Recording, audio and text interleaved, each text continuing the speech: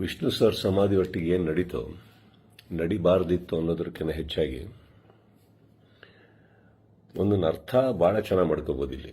ಏನಂದರೆ ಒಬ್ಬೊಬ್ಬರಿಗೆ ಒಂದೊಂದಿಲ್ಲಿ ನಮ್ಮದೇ ರಾಜ್ಯ, ನಮ್ಮದೇ ಊರು, ನಮ್ಮದೇ ಕಲಾವಿದರು. ಸೊ ಹೀಗಿರಬೇಕಾದ್ರೆ ನಾನೆಲ್ಲ ಅಭಿಮಾನಿಗಳಲ್ಲಿ ಕೇಳ್ಕೊಳ್ಳೋದು ಒಂದೇ, ಇನ್ನು ನಾವು ಓಡಾಡಿದ್ದಾಯ್ತು, ನೀವುಗಳು ಓಡಾಡಿದ್ದಾಯ್ತು, ಎಲ್ಲರಲ್ಲೂ ಮನವಿ ಮಾಡ್ಕೊಂಡಿದ್ದಾಯ್ತು, ದಯವಿಟ್ಟು ಇದನ್ನು ಮಾಡಿಕೊಡಿ, ಸ್ವಲ್ಪ ನೋಡಿ. ಯಾಕಂದ್ರೆ ಒಂದು ಅಳಿಲ್ ಶಕ್ತಿ ಬೇಕಾಗಿತ್ತು ಇದನ್ನು, ಈ ಸಮಾಧಿನ ಉಳಿಸ್ಕೊಳ್ಳೋದಕ್ಕೆ.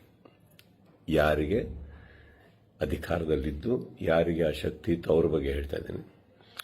ಸೊ ಅದು ಮಾಡಲಿಲ್ಲ ಅಂದಾಗ ಇನ್ನು ಅವ್ರನ್ನೆಲ್ಲ ವಿಷ್ಣು ಸರ್ನ ನಾವು ನೋಡಿ ಬೆಳ್ಕೊಂಡು ಬಂದಮೇಲೆ ಒಂದಂತೂ ನಾವು ಕಲೀಲೇಬೇಕಾಗಿರೋದು. ಇನ್ನು ಭಿಕ್ಷೆ ಮಾಡೋ ಅವಶ್ಯಕತೆ ಇಲ್ಲ, ಕೇಳ್ಕೊಳ್ಳೋ ಅವಶ್ಯಕತೆ ಇಲ್ಲ, ಕೇಳೋ ಅವಶ್ಯಕತೆನೇ ಇಲ್ಲ, ಮುಗಿದೋಯ್ತಲ್ಲ.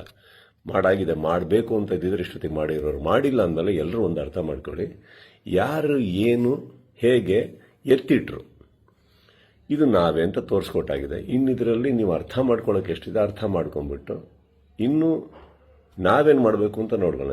ಈಗ ಮೊನ್ನೆ ನಾವು ವೀರಕಪುತ್ರ ಶ್ರೀನಿವಾಸ ಅವ್ರ ಥರನೂ ಮಾತಾಡ್ತಾ ಇದ್ದೆ. ಅವರು ಒಂದಿಷ್ಟು ಯೋಜನೆಗಳು ಹಾಕ್ಕೊಂಡಿದ್ದಾರೆ, ಆದಷ್ಟು ದೊಡ್ಡ ಒಂದು ಪ್ರತಿಮೆ ಕಟ್ಟಬೇಕು ಅಂತ ಇದ್ದಾರೆ. ಅದನ್ನು ಮಾಡೋಣ, ಬೆಟರ್ ಅಲ್ಲ? ಅದನ್ನು ಮಾಡೋಕ್ಕೆ ನನ್ನ ಸಂಪೂರ್ಣ ನಾನೇನು ಮಾಡಬೇಕು ಖಂಡಿತ ನನ್ನ ಕಡೆಯಿಂದ ನಾನು ಮಾಡೇ ಮಾಡ್ತೀನಿ. ಎಲ್ಲರಿಗೂ ಒಂದು ನೋವಾಗಿದೆ ಅನ್ನೋದೊಂದು ಗೊತ್ತು. ರಾತ್ರಿ ಅದು ನಡೆದಾಗ ಹೇಳಿತನವೂ ಹೌದು, ಮಾಡಿದವ್ರದ್ದು ಬಿಡಿ. ಆ್ಯಂಡ್ ನೋವಾಗುತ್ತೆ, ಬಿಟ್ಟಾಕಿ, ಈಗೇನು ಪ್ರಾಬ್ಲಮ್ ಇಲ್ಲ. 10 ನಿಮಿಷ ಕಣ್ಣೀರು ಹಾಕಬೇಕು, 11 ನಿಮಿಷ ನಾವೇನು ಮಾಡಬೇಕು ಅಂತ ಯೋಚನೆ ಮಾಡಿ ಮುಂದೆ ಹೋಗೋದು ನನ್ನ ಅಭ್ಯಾಸ. ನೀವೆಲ್ಲರೂ ಅದೇ ಮಾಡ್ತೀರಾ ಅಂದ್ಕೊಂಡಿದ್ದೀನಿ. ಕೈ ಚಾಚಿದ್ದು ಸಾಕು, ಇನ್ನೇನು ಮಾಡಬೇಕು ನಾವು ಮಾಡೋಣ. ಜೈ ವಿಷ್ಣು ಸರ್.